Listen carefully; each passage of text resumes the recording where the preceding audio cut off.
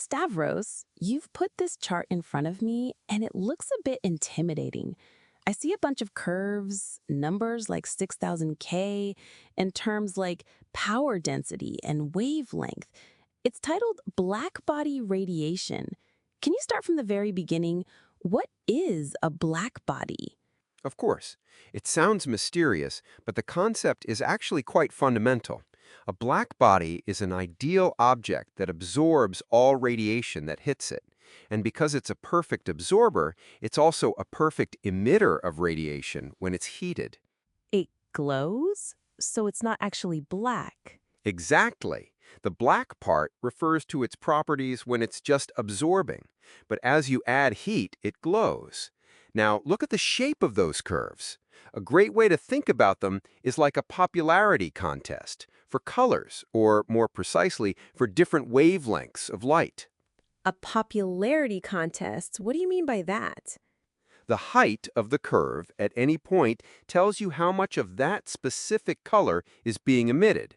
So the peak of the curve is the most popular color for that temperature. It's the wavelength being emitted in the greatest quantity. I see. So for the 6000 Che curve, the most popular color is that blue-green one around 483 nanometers. And what if the distribution was democratic, if the curve was just a flat line and all colors were equally popular? Excellent thought. If the curve was flat, it would mean the object is emitting all colors of visible light equally. And when our eyes see all colors at once, we perceive it as pure white light.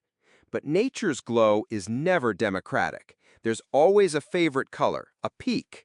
And that peak color is what primarily determines the overall color of the glowing object. Okay, so that's why the peak is so important. And I see that as the temperature gets hotter from 3000 K to 6000 K, that peak, the most popular color, shifts to the left towards shorter wavelengths. That's the first key takeaway. Hotter objects have their peak popularity in the bluer part of the spectrum. And the second thing you'll notice is that the whole curve gets much higher. A hotter object is not only bluer, it's fantastically brighter, putting out way more energy at all colors. This seems incredibly useful. Is this how we know how hot stars are? We can't exactly stick a thermometer in one. You've just hit upon one of the most powerful applications. By looking at a star's light and finding its most popular color, we can calculate its surface temperature with incredible accuracy. A cool red giant's favorite color is red. A hot blue supergiant's favorite color is blue. It's that simple. This is so fundamental. It seems to explain everything from stars to light bulbs. Was this an easy discovery to make? Far from it. In the late 19th century, this was one of the biggest unsolved problems in physics. Their classical theories predicted that at the short wavelength, high-frequency end, the ultraviolet part of the spectrum, the popularity should go up forever. It predicted an infinite amount of energy. Infinite energy. That can't be right. A simple campfire would have the energy of a bomb. It was absurd, and they knew it. It was famously called the ultraviolet catastrophe. To understand it, let's go back to your bathtub idea. Imagine the hot object is a bathtub. The energy inside creates waves. You can have long waves and short waves. The problem is that classical physics predicted an infinite number of tiny, high-frequency waves could fit, leading to infinite energy. But we know a real bathtub doesn't explode. Why not? As we said before, you can't have a wave smaller than a water molecule.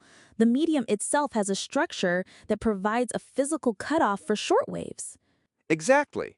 And what about the other side of the curve? What about really, really long waves in the bathtub? Well, a wave that's a mile long obviously won't fit in a 5-foot bathtub. There's a natural limit on that side, too. It can't support waves that are too big for the container. Precisely. So our intuition tells us the popularity curve for waves in a bathtub should be a hump. It's low for long waves because they don't fit, and it's low for very short waves because of the molecular structure. This is exactly what we see in the blackbody curve. Physicists figured the long wavelength part out But the short wavelength drop-off, the ultraviolet side, was the mystery. They knew there had to be a cutoff, like the water molecules, but the reason was more subtle. So, the atomic cutoff idea we discussed before was the right question, but the wrong answer. Precisely. The real culprit was found by Max Planck. He realized the problem wasn't the limit on which waves can exist, but a new rule about how much energy any given wave can have. He proposed that energy comes in tiny packets, or quanta. For very high-frequency ultraviolet light, the minimum energy packet required is huge. The atoms in the wall simply don't have enough thermal energy to create them. So the high-frequency colors aren't forbidden, they're just unpopular because they're too energetically expensive to make. That's why the curve smoothly drops off instead of hitting a wall. You've got it. Instead of a hard physical cutoff, nature has an economic pricing model for energy that makes certain colors extremely unpopular. And that one idea, that energy is quantized, was the beginning of everything. It solved the Blackbody problem, but in doing so, it accidentally launched the single most important revolution in modern science, quantum mechanics. Wow, so what you're saying is that this seemingly simple problem of why a hot poker glows a certain color forced science to completely rewrite the rules of reality? That's the perfect way to put it. This chart is a picture of the fault line between the old classical world and our modern quantum world. The smooth, continuous reality of Newton was revealed to be an illusion, and beneath it all was a granular, quantized, and far stranger universe. And we live in the world that was built on that discovery. Stavros, my mind is officially blown from a simple glowing object to the foundation of our entire digital age. Thank you so much for breaking that down. And it sounds like this quantum idea opened a whole new can of worms. I would love to talk about that. The story only gets stranger from here. I can't wait. That's all the time we have for today. Thank you for joining us on the Theoretical Frequencies podcast.